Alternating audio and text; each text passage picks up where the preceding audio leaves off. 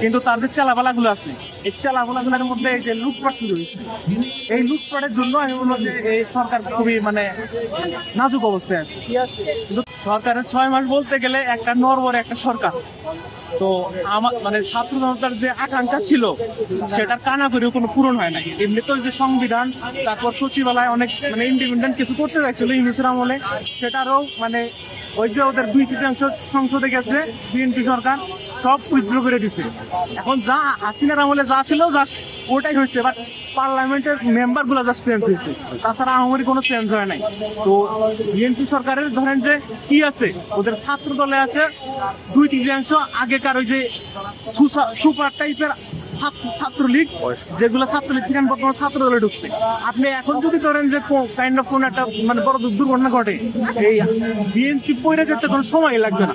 বর্তমান যে কাঁচা বাজারের অবস্থা, তারপর বিদ্যুতের অবস্থা, এগুলা দেখলে তো মানুষ বিরক্ত হয়ে যাচ্ছে। কোন কোন সেক্টরে আসলে ভালো করছে না, কোন কোন সেক্টরে খারাপ করছে, নাকি সব সেক্টরই? সবচেয়ে ভালো হয়েছে কি যে হাসিনার আমলে যে অন্যায় ভাবে যে খুনগুলো হয়তো, এই যে কাইন্ড অফ যে জঙ্গি বইলা যে হত্যাগুলো হয়তো, নিরপরাধ মানুষগুলোর ধরে নিয়ে যা মেরে ফেলতেছে, এইটা কমে গেছে। এটা এই কাজটা করার সাহস আর বিএনপি করবেও না, পারবেও না।